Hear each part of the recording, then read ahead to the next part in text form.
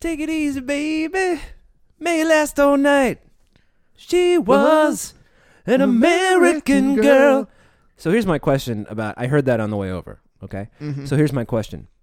Do you think there's, like every country has American Girl, like Canadian Girl, Chechnyan Girl, I don't know, Bosnian Girl? Those are all countries, yeah? Yeah, They've all got people. Well, here's the thing. Those countries have folk cultures. Mm-hmm. We So they could barely conceivably, do. right. They have, go back We have Johnny thousands Appleseed. of years. We've got, she'll be coming around the mountain. So, like, they don't need to compensate in the same way. Yeah, I guess that's true.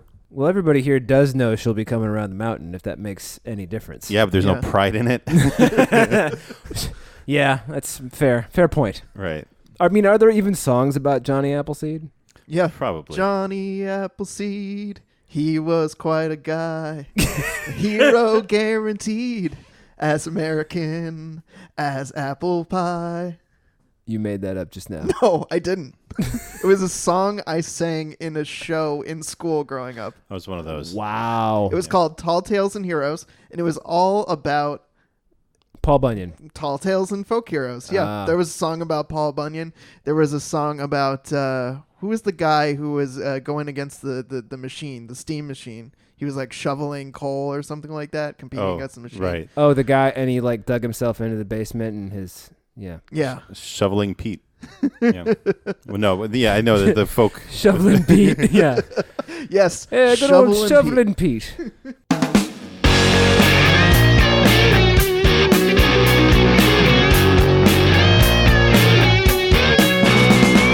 Somewhere in the middle of Arizona, you painted a desert and called it my home. You made an enemy out of Hey everyone, welcome to Spoiler Piece Theater, the podcast that doesn't give a shit about spoilers. We just want to talk about the movies. My name is Dave Riedel. I write for Salt Lake City Weekly, Orlando Weekly, and I am a member of the Boston Online Film Critics Association. My name is Kris Jensen. I'm a contributing writer at Siva Weekly, and I'm also a member of BAFCA.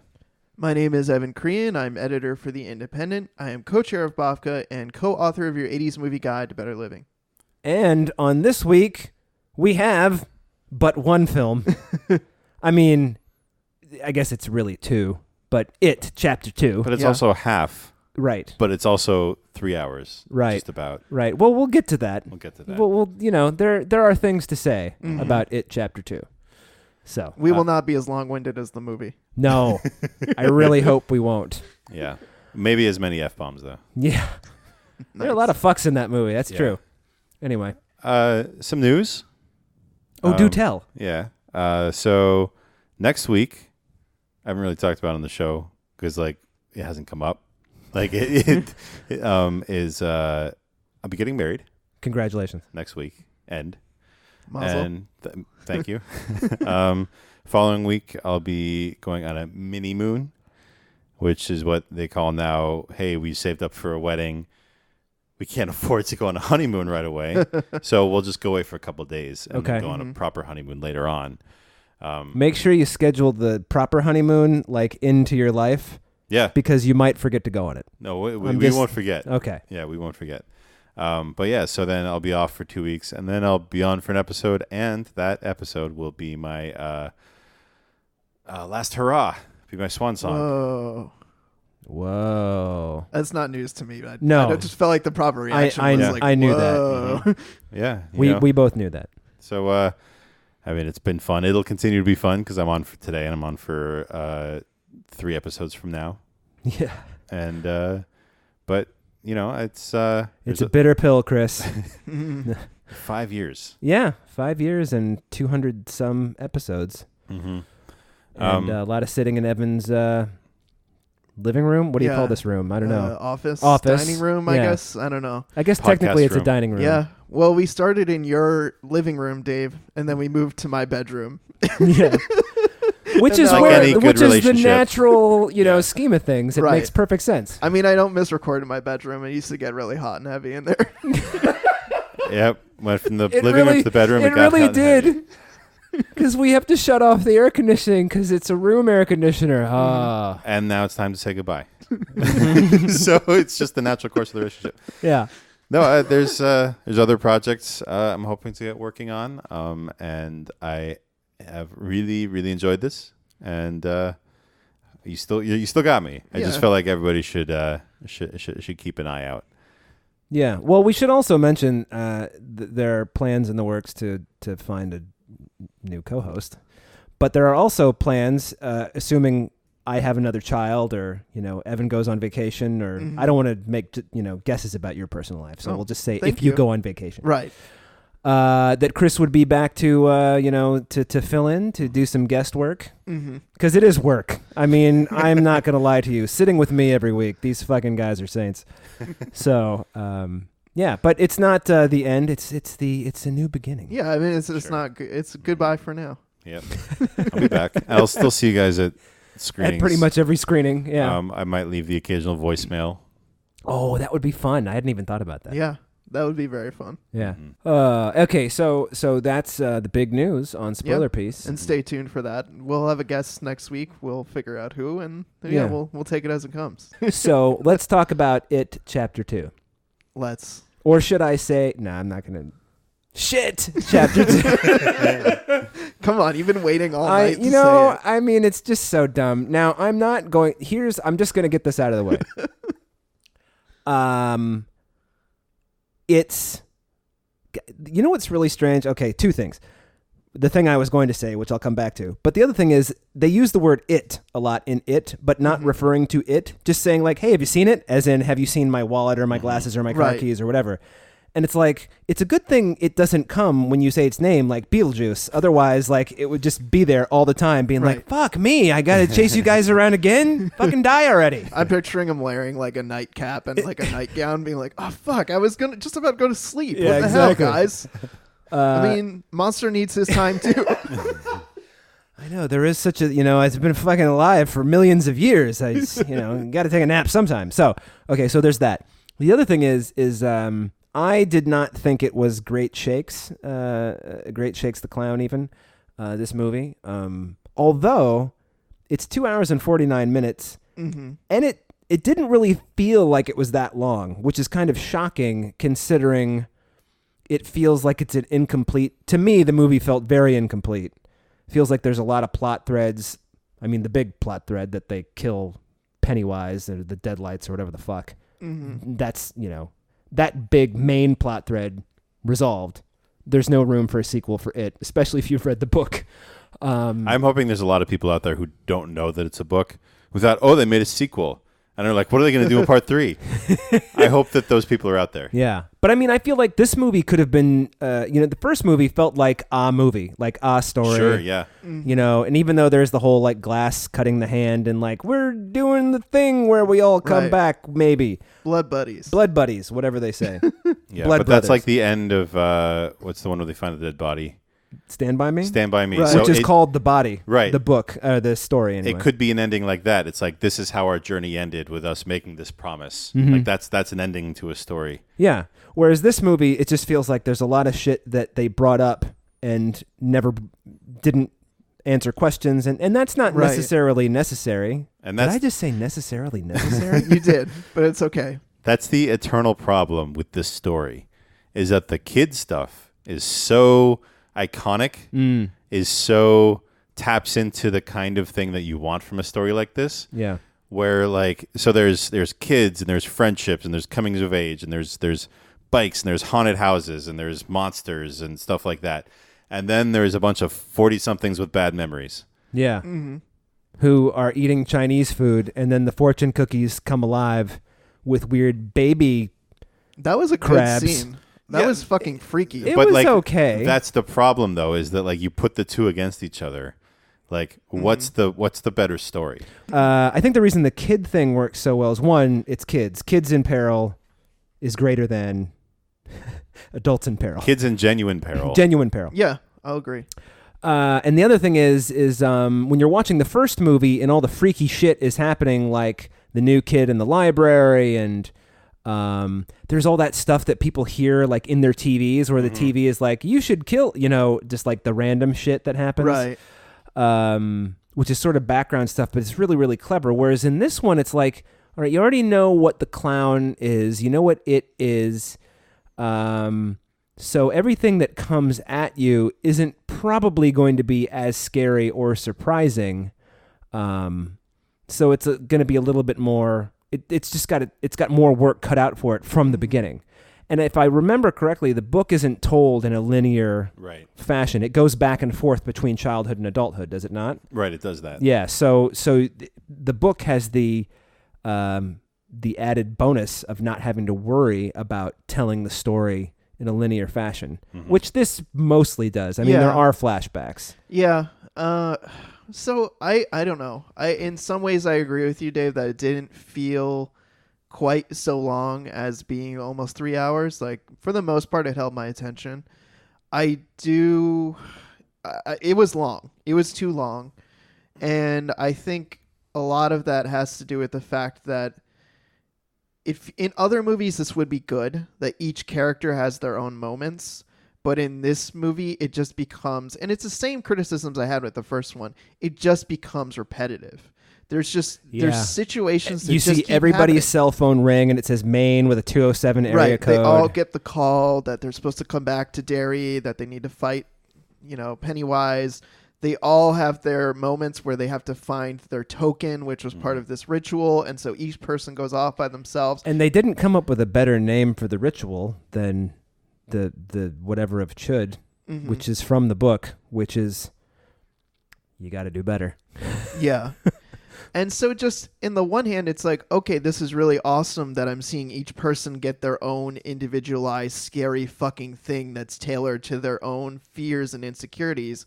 But at the same time, you have to watch that scene play out again and again. And a lot of them, it's mostly them as an adult. Sometimes it flashes back to something that happened when they were kids. Some people's feel really long. Other people's feel short. It's weird. And then some of them have more than one. Yeah. Right. Like some Bill people Hader has two. Yeah, the adult and the new version, or the adult and the child version together. I don't know. It's repetitive. They're fundamentally the same thing each time too. Right. Yeah. Like there's variations. The setting is different. Maybe the tone is the thing that they're hiding is different. The specifics, but it's the same pacing. Well, yeah, there's that, but there's also like if they're going to find their token and they're stepping into, I don't know what you would call it, Pennywise's subconscious. They're bridging that gap between his world and their world. Why can't he just fucking kill him then? Yeah. Right. I mean, they're alone. The whole idea is that all of us together are stronger than it is. Well, why can't he just fucking pick him off like he's, setting him up at target practice? Yeah, and they frequently are separated, and that was an issue I had with the first movie, is that there were all these situations where they would be separated, and it just became the same thing over and over again. Oh my god, we're separated. Now we're vulnerable. Oh my god, now I'm almost dead. Wait, I'm not dead. And it's just like the same thing over and over again. Like, don't separate yourselves. That's just like not logical. We're here and we can't remember. Now we're here and we can't remember. And now I just remembered I'm from this town, as Bill Hader says at one point. Yeah. Another thing that I noticed, so this is supposed to be going on during Derry's, I know that Derry is a fictional town, but no town in Maine is this populated ever. If you've ever been to Maine. Yeah, it's like even Portland, you wander around at 3:00 in the afternoon going, do people live here? right. So It's the weird balance between small town, but also you need a lot of people. yeah. You need people who don't know each other, but everybody knows each other. Right. Well, in this movie, it takes place during some fucking festival. I don't know what it's called. Canal days. Canal days. There's Or all these rivers and Right. canals. and every this is so stupid. Every time I saw Canal Days on the thing, I'm like, Canal Days. So Yeah. anyway, so there's that. The other thing is, it doesn't really seem like there's, even though every time you go to the Canal Days festival, there's people everywhere. Everywhere else in town, there's no one. Yeah, it's a fucking ghost There's town. no one in their hotel. There's no one in the neighborhood. Literally, there's no one at their hotel. And it's like... I was wondering if it was operational, if it was actually a hotel. When they walked in, it's like, oh, that's a fancy house that they rented. Yeah, Yeah, like a B&B. yeah. And then so they're at the bar. It's like, she can just go behind the bar? Yeah. Yeah. And, and right, there's nobody in those neighborhoods where, Bill goes back to his childhood home Right. to, fucking freak out about some shit. So, and then of course that kid gets killed. That was the other thing. In the first movie, and we'll get to the plot, I swear. In the first movie, you kind of, you know what happens to all the children, and even the ones who are kidnapped by Pennywise and killed during the movie, like, you know what happens to them. One of them comes back in this one as a decomposing guy who gives the crazy guy a knife, whatever. Right. But, like, the two young kids who were slaughtered in this one, no further mention of them. You know, like, every kid who's killed in the first one, it's like, oh, there he is floating in the thing. Right. This one is just like, where'd they go? You know? Yeah, they're just... They're just gone. Yeah. So, in other words, Pennywise is losing his edge, is what I would, because the whole idea of, like, floating children, you'll float too, that's pretty creepy. There's an MO beyond eating, which is already scary enough. Yeah. But it all leads somewhere. It doesn't really lead anywhere here. Well, it's like where it was leading in the first one, they were just kind of like, it doesn't need to lead here in the second one, because it's like they're grown up now, so who fucking cares where it goes? They're fighting the evil. Right. So does anyone want to handle the fucking plot summary, which really isn't much of a No, plot I mean, summary. I'll make an attempt. I mean, obviously, It Chapter 2, the sequel to 2017's It, right? Yes. The second part to this Stephen King story, it's mostly takes place when they're adults. So the group, the losers as they call themselves, are adults now. Who are all very good-looking adults, I might add. Oh, totally. And I think the movie is well cast, even if everybody doesn't give great performances in it or Right. isn't used to their the best of their abilities. I was just glad to see James, is it Ransone? Is that how you pronounce his name? The guy who think plays so. Eddie? Yeah. From The Wire and many other movies. Been some Spike Lee movies. He's in the one where they hold up the bank, but it's not really a bank hold up. What's that? Myth of Something Man. Yeah. Inside Man. Inside Man, yeah. He's in that, and he's great. He's like really great. I liked everybody they picked to play the adult versions of the kids. So it mostly takes place with them as adults. Mike, who still lives in the town, he realizes that Pennywise is come back and he's killing people and he's summoned them back. And so he goes around, starts calling everybody, you got to come back, you got to come back. No one really remembers anything about their childhood or even barely even remembers being friends. But for some reason, they all come back. And as soon as they come back, they start remembering all the stuff that happened to them as kids. Yeah. And I don't know, the movie seems to indicate that is some weird supernatural thing, but I wonder if it could also just be straight psychological. PTSD. Like, yeah, PTSD, you just leave, you block it out, you come back, all these memories start flooding back because you're just being in this place, familiar situations. I'm sorry. You're just being around people who you've been around, and so maybe that's triggering the memory. I always saw that as also maybe connected to maybe that's why they don't question it. Is like I've buried some stuff, or like I know some shit went down, but I don't really remember any details. I'm not going to go digging. But the weird thing is also it seemed like people in the town in the first one as adults didn't remember things either, right? Boy, I don't remember. I don't. Whatever. That's kind of like my through line, though. I don't remember much. So, I just said, what's that movie? And of course, you didn't know it was Inside Man either. So, okay, it's all even. Right. So they all come back. Right. And so Mike is convincing them all to come back, but one of them doesn't come back. Stanley. Stanley, because he commits suicide, which is later revealed that he didn't do it because he was too afraid, but did it because he knew he was too afraid. Because he would be a liability to the rest of the group. Yeah. Knowing that Pennywise feeds on everyone's fears and him being too afraid would endanger the rest of the A group. tad prescient for somebody who can't remember anything. Yes. Yeah. I thought the twist was kind of going to be with that was that Stanley didn't go back because he did remember everything. Like it was so impressed upon him that for some reason he remembered everything. And it was like, I cannot go back to that again. Yeah. Which I think also would have been effective. But it's not really how it is it's not spelled out. Right. So he doesn't come back, but everyone else does. You've got Bill Hader, you've got Jessica Chastain, who are some James of the McAvoy. James McAvoy plays Bill, who's the writer. He's like a big time Hollywood. Georgie's older brother. Yeah, he's the big time Hollywood writer, and the joke is that he can't write an ending for shit. He hasn't written. He needs to rewrite the ending of a movie. His wife's in. They have made that criticism against Stephen King, have they not? I'm assuming that's what it's in reference to. Yeah. Although I think Misery's got a pretty good ending. the movie and the book. Mm-hmm. So, I like that there's a Christine. There's a Peter Bogdanovich cameo in the movie set That was scene. a good cameo. That was a great cameo. And you know what's really fun is how you knew instantly how old every audience member was by the way they reacted to seeing Peter Bogdanovich. Yeah, and it's funny too because he comes down on a crane. Yeah. He just comes down on a crane, has a conversation, and then he says, goes "Take me back up. to 1." And based on the filming of this must have been while he was still involved with The Other Side of the Wind.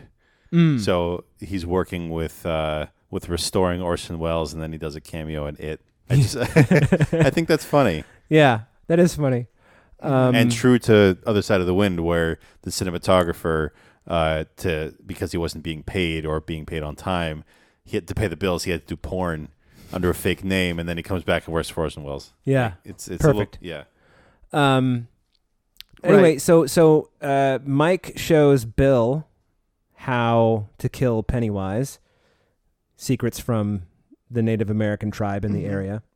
Wait, I didn't realize this. So the guy who played the Mike was Isaiah Mustafa, the fucking Old Spice guy. How did I not recognize him? Yeah, it's cool, right? How did I not recognize him? Old Spice guy, that was about 10 years ago now, right? So he's gotten older. Yeah, so he plays Mike. Jay Ryan. He's really good, right? Like no, disagree. Yeah, he's good in general. Oh, in general, Yeah. he's great as the fucking Old Spice guy. Yeah. In this movie, we were saying before we got on the mic, we just felt like his character felt out of place, or his performance felt out of place. It's the way his character. I'm gonna go out on a limb and say I think it's more the screenwriting than it is him. Mike was also sort of I think he was mishandled in the first one too. Yeah, but he had a good actor was. playing him, Tim Reed, who I thought was good in the part. You mean the TV version? TV version? Yeah.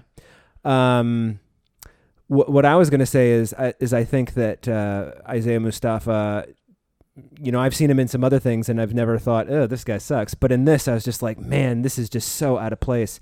And I think the reason is, it's like we were saying, Evan, the Mike character is he's in the movie anyway, he's just Mr. Exposition, and that's really kind of a hard, that's a tough cross to bear, for great actors. So it just every time he starts talking about the ritual of Chud, it's like, all right, I'm thinking about fucking cannibalistic humanoid underdwellers or whatever, and which Bud the Chud, you might say. So I'm thinking about that. I'm thinking about like how every Stephen King story from a certain time period has a Native American undercurrent.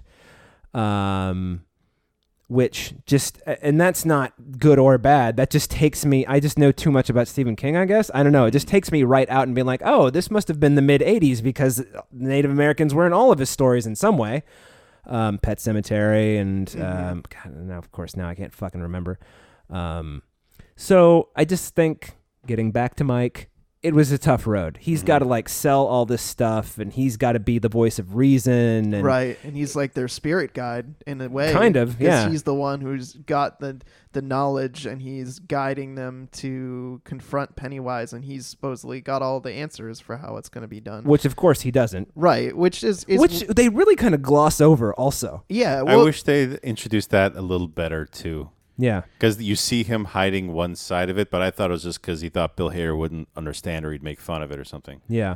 Yeah. Yeah, well, I mean, and his whole thing is that he, visited with the town's Native Americans and he stole some, I don't know, it's not like a relic, but it's kind of like a spiritual container from them. And everyone's ready to fucking blow town after they meet up at a Chinese restaurant and they have this fucking freaky thing happen where, their fortune cookies hatch into crazy creatures and they're all scared shitless. So they're all going to leave, but he convinces Bill, James McAvoy, to stay by drugging him with the same drug that the Native Americans gave him so that he can understand what needs to be done. So Bill will be the voice of reason. He will rally everybody together, convince them to stay.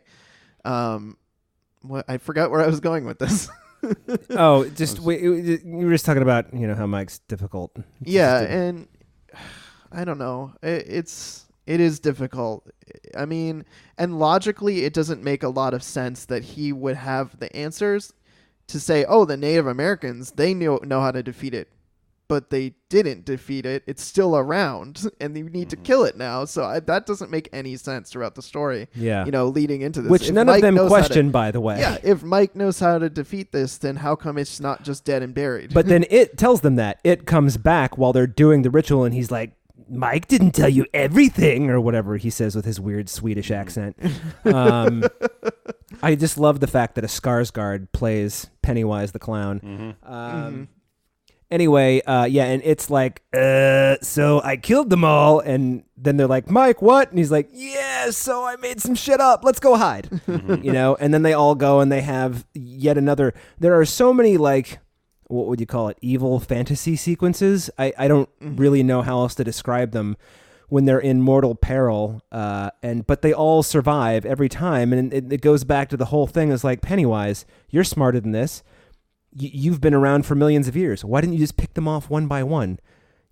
If you are this all-seeing thing or whatever, why do you have to gestate for 27? Why can't you just go to Hollywood and say, Bill, you're ending sex, and then put a stake through his head? Right. And what's the difference between times when he's terrorizing them in their mind and he's terrorizing real children and like killing them, like Georgie, or this? There's this girl that sneaks under the bleachers at a baseball game and he gnaws her face because she has like a birthmark on her face. Well, he eats her like, head. Why in that situation is he capable of killing people, but in other situations everyone can just go, it's not real, and then close their eyes and open them and he's gone. Yeah, these are all things that you don't really question in part one. Right.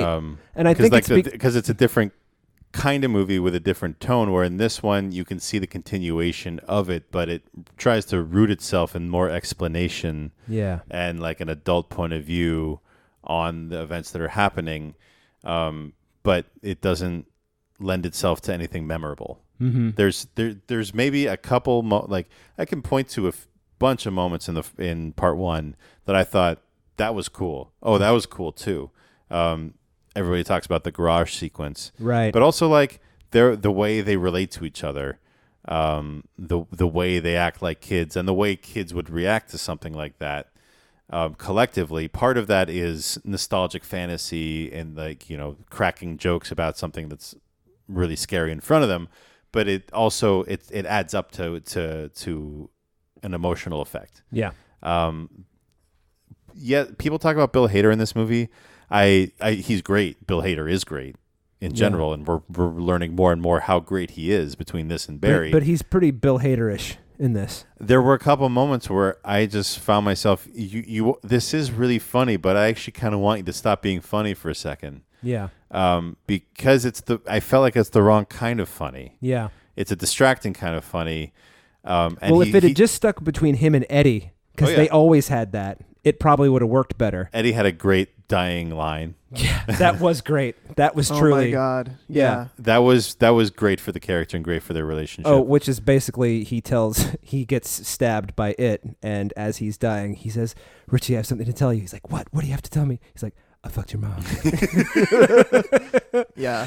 He's so taken aback by it. Yeah. His character, I have to say, James Ransom, he was very funny. Yeah. He worked extremely well on that part, especially in the beginning where he's that fast-talking asshole insurance guy, and then he comes back to his small town and he's like a fraidy cat again. Yeah. Right. It reverts back to the old dynamic. Yeah. No matter who you were in your life, you still somehow are who you were at the time. Yeah. Mm-hmm. And actually, really, I'm not a James McAvoy fan or apologist, but I thought he was really, really effective in this part in a way that I have not seen him be in a long time. I thought that he got the manner of speaking down, because his stammer comes back when he gets into the town.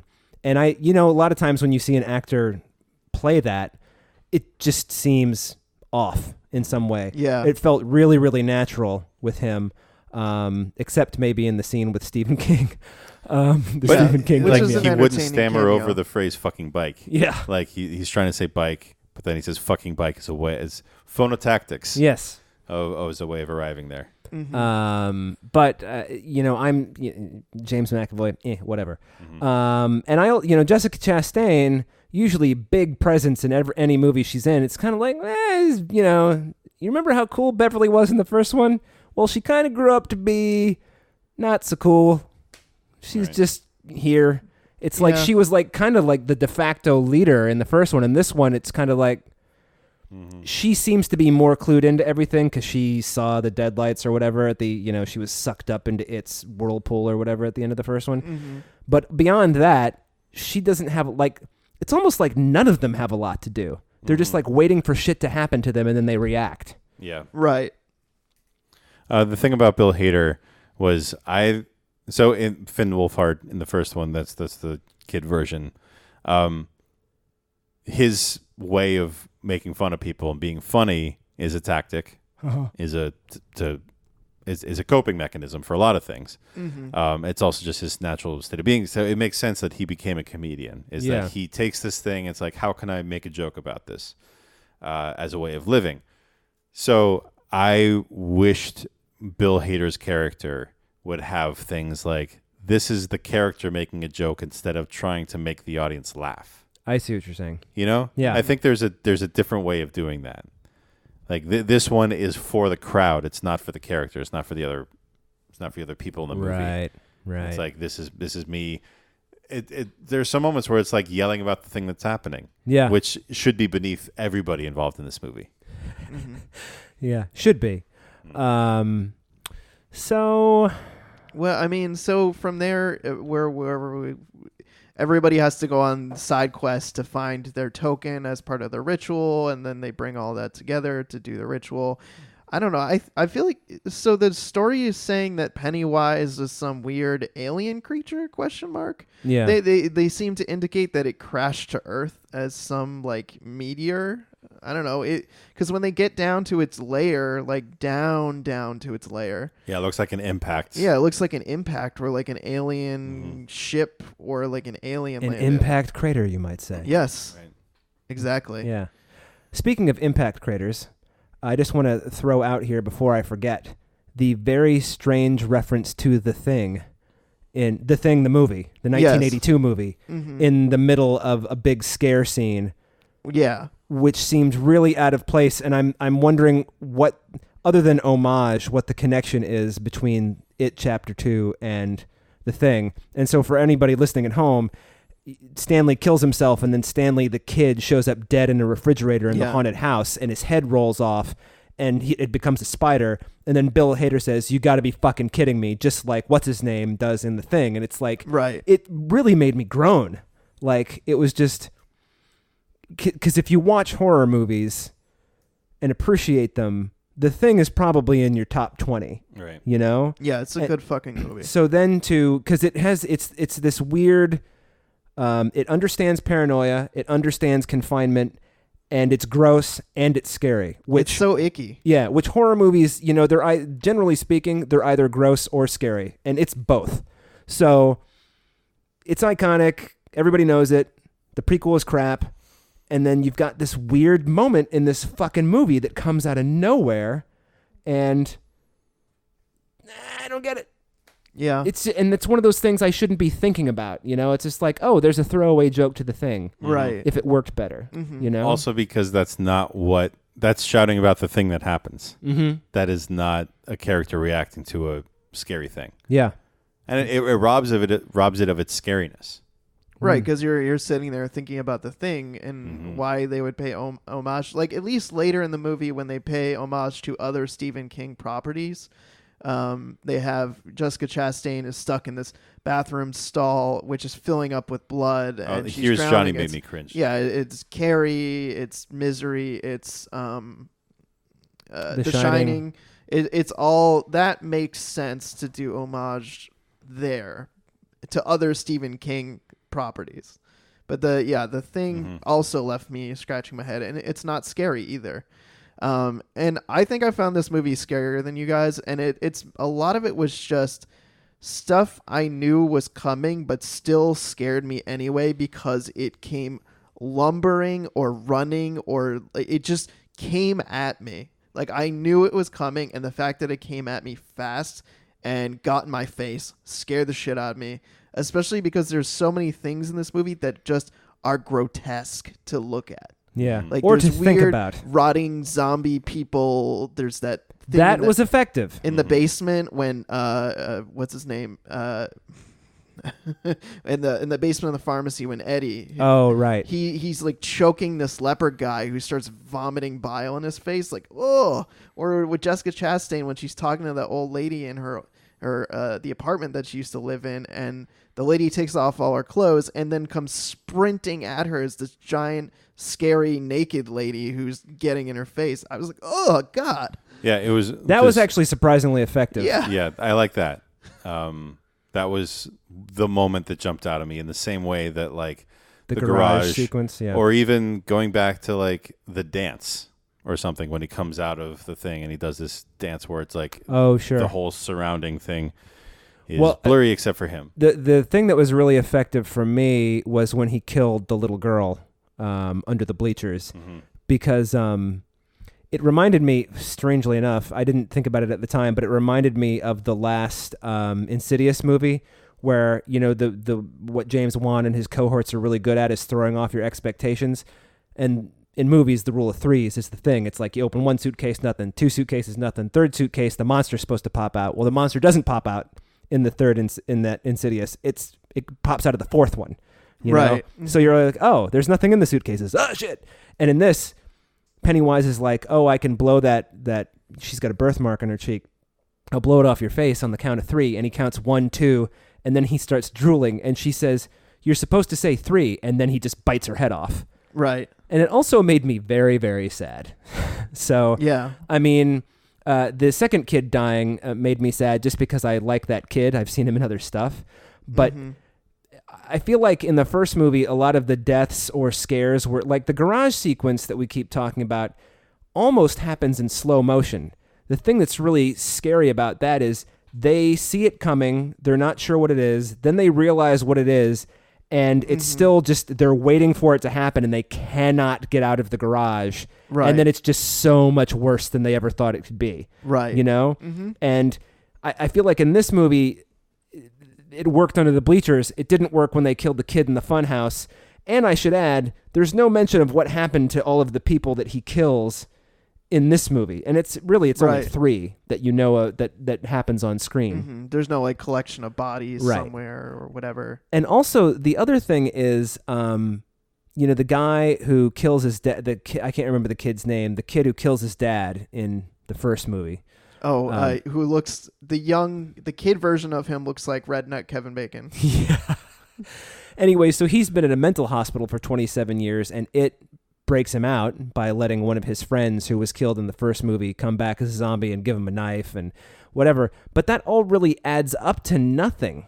Yeah. Because they get rid of him so quickly. Yeah, it's wasted screen time. It really is. Yeah, I just totally felt like the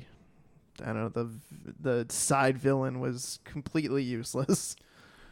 The side villain also, should we talk about the opening scene of the carnival? Oh, I thought you'd never ask. Oh yeah, the hate crime. Hate crime? Yes. Yeah. The murder. The graphic hate crime.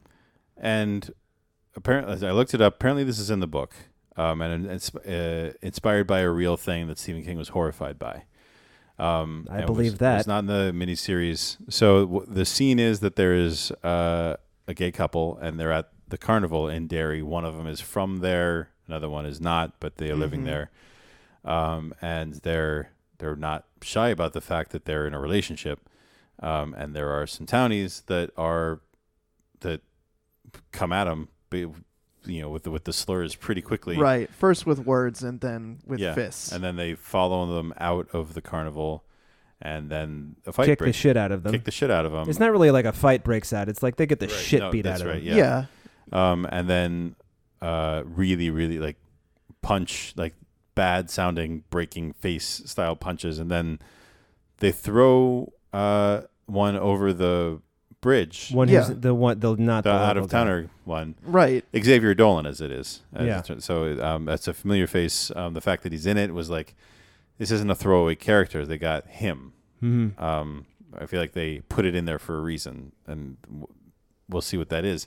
But then that's what brings the clown back, evidently. Or like the fact that the cycle has started again is what brings it back. But this is the first appearance. Mm-hmm. And so the guy from Derry is trying to find him. He's like looking for him in the water, and then he sees the monster, and then a whole bunch of balloons come, and then they're gone. Right. Well, then Pennywise eats his heart in front of him. There's that. Right. There's that. And then Mike, so unambiguously has been eaten. Yeah. And then when Mike goes to Mike is listening investigate, to the police scanner, and he hears there's a dismembered body in the river. Yeah. And then the person's like, well, I'm sorry, did you say dismembered body? And he's like, yeah. It's like, because in a small town, I would think that too. he goes to the bridge and he sees written in blood, "Come home," the sort of upward dripping blood or something like that, right? Yeah. It's upward. It's the whole like you'll float thing. And that's what makes him call everybody. It's like, it's back. Yeah. But like, what is that? Yeah, it feels so disconnected. It is incredibly graphic. It's incredibly realistic. It doesn't feel like a scene in a horror movie. It feels like a scene you're watching in American History X. It just has this intensity to it. I think that might be the point. Yeah. I agree, but then why? But then where does it go? It Like, goes to Bill Hader making fun of the whole thing. Well, I think that you could extrapolate, and this is a reach, I think, but you could extrapolate that, hey, it's 2019, and there are people like this, and one of them's in the White House. So that's where I went. Yeah. I mean, it's 2016. Well, okay, it's 2016 in the movie. You're right. But that's not... He's not in the White House yet. Right. Let's put it that way. It is... So the way it slightly factors back into the plot is that when everybody's getting their token, you go back to Bill Hader as a kid, and he's playing arcade, and he clearly has a crush on this other boy his age. Yeah. And they're playing Street Fighter, and he's like, "Hey, I got another token. You want to play?" And then he's, through peer pressure, this kid was like, "Hey, this guy's hitting on me," and then they chase him out again with slurs. And so that's his secret. He's closeted. He's been closeted. And then in his comedy routine, he talks about his girlfriend. So like he's closeted in his life. He continues to be. Mm-hmm. Right. And his nightmare sequence with the monster, with Pennywise, is Pennywise chanting, "I know your secret, your dirty little," whatever he says. And so the guy who was killed makes an appearance in that scene. He does. That's right. He hands Bill Hader a flyer for his own memorial service. Right. And he says, like, "Don't miss it, handsome." Yeah. But, like, that's as much as it factors in. This also goes back to what I was saying about this feels like it was actually two movies that they cut down to one long movie. Yeah. You know? So the opening scene with Georgie is the scene that kicks off the events of part one, but it also shows what the monster does. Mm-hmm. This doesn't feel like what the monster does. The monster doesn't go after grown people. Yeah.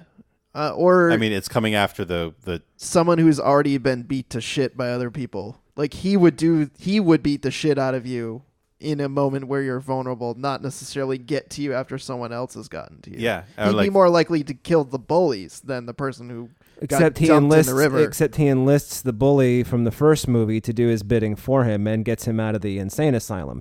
There's a whole lot of stuff that doesn't quite add up. Yeah. And I'm not familiar enough with the book to know how much that is from the book or how much of it is just like, we got to cut 500 pages out of this, or, because it's like 1,150 pages or something. It's it's one of the longest novels published in the 20th century. So, there's a whole lot.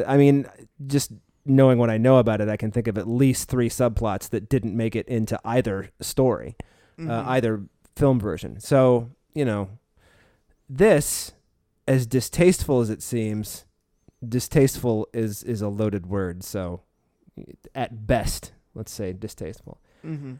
It also, I feel like, serves a purpose of this evil is so evil. It's insidious and pernicious and fucking here you go. Mm-hmm. There's nothing it won't stoop to. I guess so. It feels like such a dangling feeling to leave you with. It doesn't feel like it feels like it feeds into a different horror than the kind of horror that it is. And it feels like it doesn't affect what comes after it, to the point that they cut it out of the miniseries version. Well, the miniseries is also shorter than both of these movies. It is, but... And it was it was made in the early 90s. So I don't know how much you want to put that. My point is that it was dispensable enough that they dispensed with it. Okay. That it was not part Fair of enough. the crucial skeleton of the story. Yeah. And I see what you mean, and I don't disagree with your connection, but I think that we had to work to get there. And I think if you're going to include that kind of a graphic, terrifying, horrible, disgusting scene, that it should serve a purpose. It should serve. It should mean something. It should do something other than just be there to show, hey, this is bad, right? Yes. I think that a much simpler point may just be that, it's not just the clown. There's other evil too, I get that. But then you have 5 minutes out of now like 6 hours of movie. Yeah. That's like, other stuff's bad too. Anyway, back to the monster. Yeah, it does seem a little strange. Yeah. I'm not going to pretend that, like, I do remember we're watching it and I'm thinking like, wait a minute, is this going to be a fucking hate crime? And then it was. I do remember I had that thought. Right. You're not expecting the movie to go that direction. Yeah.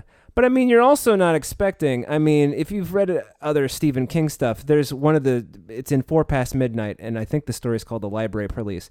There's a graphic child rape in that story told from the child's point of view. I mean, Stephen King does these things, It's not foreign to his work. Yeah. I mean, I know his sympathies are in the right place when he does those. And sure, looking at the horrific stuff when you tell a story, it examines it. Yeah. Because otherwise, if it doesn't go examined, then it festers. Right. And you're saying this doesn't get examined. Exactly. I'm saying it's just plastered on there and then it moves on. Yeah.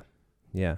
So that to me is the like levels of horrificness. They're not really equivalent. Mm-hmm. Because one is abstract and one is not. Right. The kids getting eaten feeds into the feeling of these kids feeling like we're going to get eaten. Mm-hmm. And the other stuff about growing up and fear of like that sewer drain. That sewer drain's scary. What if there was a thing actually in that sewer drain? Yeah. So like fears that come out of those moments where like a regular, not regular, but like realistic thing that it was based on a real thing that happened is like, cool. What is it? Why is this here? Okay. No, I don't disagree with either of you. Yeah. Either. So it is at best out of place. Which is like why when Bill Hader was making jokes the way he was, I was like, this movie started with what happened to that thing. Mm-hmm. Like these are like we said, 2 different movies. Yeah. Yeah. Mm-hmm. I feel like we should kind of make our way to the end, which I feel like almost in a nod to the idea that Stephen King's endings aren't strong. Itself is not a super strong ending. It's not. They, they get down to Pennywise's lair. They figure out that the way to defeat him is that you need to first believe that you can hurt him. But more importantly, you need to make him small and powerless. And so they all kind of band together and basically shout him into becoming a weak blob. And then they pull out his heart and crush it in their hands. Crush it together. His black heart, I might add. So they kill it, and then it seems to indicate that something that they did somewhat... It's kind of got the Back to the Future effect, where it's like they leave and they come back and their town is nice again. It's like the theater and the surrounding town looks nice, and the scars on their hands have healed, which to me is kind of confusing because it's like, did they create in some weird alternate timeline? But they didn't, because everyone's still dead. Like Eddie's still dead, Stan's still dead. But like, what I don't understand why their hands healed. I don't understand why their town looks nice now in the well, they present did day. save the town, Evan. I mean, they're not going to get, Mayor Red to not be homeless anymore. Right. But like those weren't magical cuts on their hands. Like Right. Those they did that. I know. And in the flashback scene, man, those were deep cuts. Yeah. I know. Whoa. Like if you're cutting your hand for Blood Brothers, you're not gonna actually pierce enough to move the skin. Yeah. Or you're not gonna make a Or to flap it. fucking hit the tendon. I mean, for Right, God's sake. Right. So it's kind of a confusing ending. Because it's like, did they fix things? Did they? It's like I don't understand why the town changed, even though some of the events seem to have not made a difference. That part to me was just odd. You just summed up what the problem is with that movie about what if the Beatles never existed. Because if the Beatles never existed, pop culture wouldn't be the same as we know it, except the movie treats it as if it were. Right. Anyway, that's another, whatever. Yeah. And so the ending is an appropriate one for what this monster is, I think, because it's about fear. It's about instilling fear, and it's about manipulation. And so if you manipulate, And there are nods to it throughout the story. It's not like it comes out of nowhere. right. Right. Yeah. There are. I'm trying to remember the moments, but you're right. There are. Beverly times, hands Eddie the spear and says, he's like, what the fuck are you giving me this for? She's like, if you think it'll hurt him, it'll hurt him. Right. And And he's like, Stephen oh. King stories are the ones where it's like, oh, you're psychic too. Mm-hmm. There's plenty of those. Yeah. Mm-hmm. Yeah. Get a bit of the shine. Yeah. Yeah. Hey, I think that Pet Sematary, the book ending, was quite good, actually, if you recall that. I actually didn't read that one. Oh, he buries his wife, and then she comes back, and the movie ends with her laying her hand on his shoulder and saying, hello, darling, or darling, or something like that. And you're just like, oh, my God, she's one of them. Anyway. Mm-hmm. Yeah, so that's the ending. Yeah. Yeah. And it comes to an ending. It ends. It ends. Firmly. I didn't stick around for the credits or after credits. There was nothing. Yeah. I mean, there's nothing really to tell. That the end, over. Yeah. No, sticking around for an after credits is really just a convenient time for letting your phone boot back up. Yeah. Mm-hmm. It's not even waiting for an after credits. It's just being ready. And sometimes I'm like, if I'm curious if it looks like they shot it on something, I want to know what they shot it on. Yeah. If it has a look that's like, I wonder what that is. Or a location or something. Mm-hmm. And this, I will also say, surprisingly short credit sequence for such a long movie with so many special effects. It was rather refreshing. Yeah. That's good. Yeah. So, but I mean, so that's it. Chapter 2. Jinx. The de-aging 16-year-olds to look like 14-year-olds or whatever, that was weird. What? They haven't gotten there yet with de-aging technology where it looks normal. Yeah. Did you notice that the clubhouse kids scene. looked kind of strange in the flashback sequences? No, see, I wasn't paying close enough attention, I guess, because I just figured they shot all that when they shot the first one. No. No? I mean, they did splice in some things, Yeah, but they reconstructed those moments. I see. And you can tell because it's like, why is this off? Why is he an inch and a half taller, but...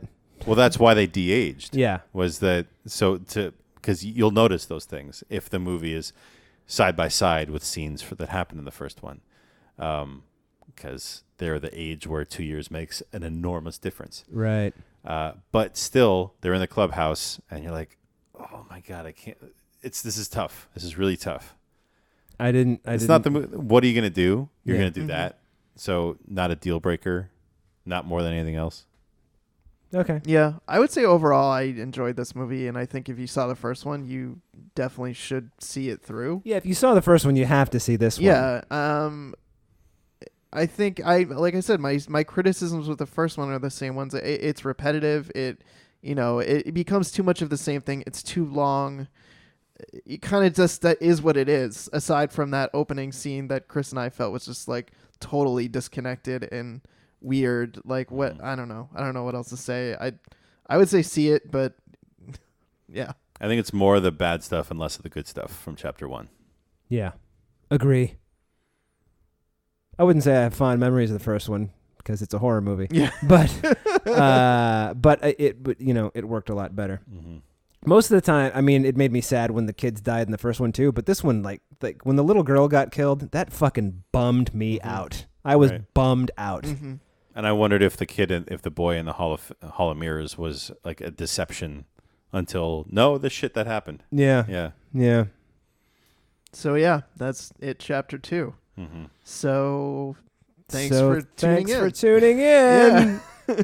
We'll see you next week on Spoiler Piece. I want one more thing. Oh. It, chapter 2, 3 words, 2 is spelled out. That's weird. Okay. Indeed. I think Very 1 is strange. spelled out in the first one, isn't it? But there's no colons, there's no dashes. No, in the first one, when the movie ends before the credits roll, it says It Chapter 1. Right, but we didn't know it was at chapter 1 when we started. We kind of knew. Not for sure. Not okay. Agree to disagree, Chris. So thanks for listening to the show. Thanks for listening to the show. You can find the show anywhere you can get podcasts. So I'm not going to tell you where they are, but you can go to our website. We're at spoilerpiece.com. You can find us on Twitter. We're at spoilerpiece. We're spoilerpiece theater on Facebook. You can send us an email, spoilerpiece@gmail.com, and you can give us a call. 862-21-PEACE. And you can leave us a message. These are all ways you can contact us. If you really like the show, please rate us and review us on your podcast platform of choice, and or tell a friend. That also helps more people find the show. And if you really, really like the show, go to patreon.com/spoilerpiece, sign up for our Patreon, toss a couple bucks our way. We'll make it worth your while with exclusive audio. We've got polls. We will be getting a poll up soon. And just more ways to interact with the show. And and if you're already a patron, thank you for your support. We very much appreciate it. Oh, and please make sure you listen to this week's exclusive audio content about the net what the internet looked like in 1995. We don't make fun much, but we do make a little fun. We had fun talking about it. We did. It and was we fun. hope you will have fun listening to it. Yeah. A net good. All right. So who am I? I'm Dave Riedel. I write for Salt Lake City Weekly. And I think I said Santa Fe Reporter at the beginning of the show. I'm not sure. And Orlando Weekly. I don't write for Santa Fe anymore. And you can follow me on Twitter on Letterboxd as Dave Sees Movies. My name is Kris Jensen. I'm a contributing writer at Siva Weekly. I'm a member of BAFCA. You can find me on Twitter at @Stuparite and Letterboxd K Jensen. That's KJENSON. And my name is Evan Crean. I'm editor for The Independent. I am co-chair of BAFCA and co-author of your 80s Movie Guide to Better Living. And you can follow me on Twitter and on Letterboxd as Real Recon. And we'll see you next week. Later. Bye.